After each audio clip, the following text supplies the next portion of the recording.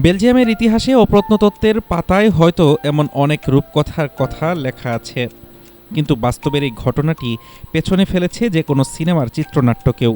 একটি পুরনো ভবনের সংস্কার কাজ চলাকালে হঠাৎ করে বের হয়ে এলো কোটি কোটি টাকার স্বর্ণের ভাণ্ডার।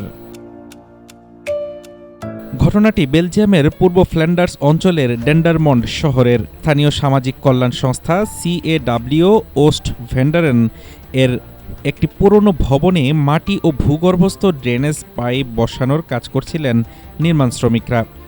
সেলারের দেওয়াল খোঁড়ার সময় হঠাৎ করেই শ্রমিকদের চোখে পড়ে একটি রহস্যময় বাক্স।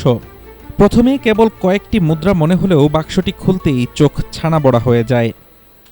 ভেতরে সারিবদ্ধভাবে সাজানো ছিল অন্তত 40 থেকে 50টি বিশেষ নম্বরযুক্ত স্বর্ণের বার এবং 4000-এরও বেশি মূল্যবান ঐতিহাসিক স্বর্ণমুদ্রা।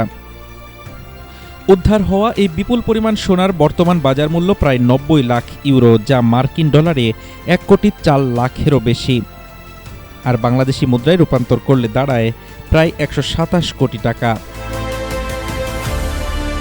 100 কোটি টাকার প্রলোভন এড়িয়ে 18 বছর বয়সী তরুণ শ্রমিক কোবে ও তার সঙ্গীরা সততার পরিচয় দিয়ে সাথে সাথেই খবর দেন পুলিশকে।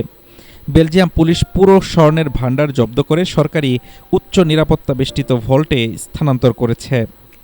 বর্তমানে বেলজিয়ামের আইন অনুযায়ী শুরু হয়েছে এই স্বর্ণের প্রকৃত মালিক ও ইতিহাসের অনুসন্ধান। তবে হঠাৎ পাওয়াই গুপ্তধনের খবরে পুরো ডেন্ডারমন্ড শহরে এখন তোলপাড়, আর পুলিশকে ব্যস্ত থাকতে হচ্ছে উৎসাহী গুপ্তধন শিকারীদের সামলাতে।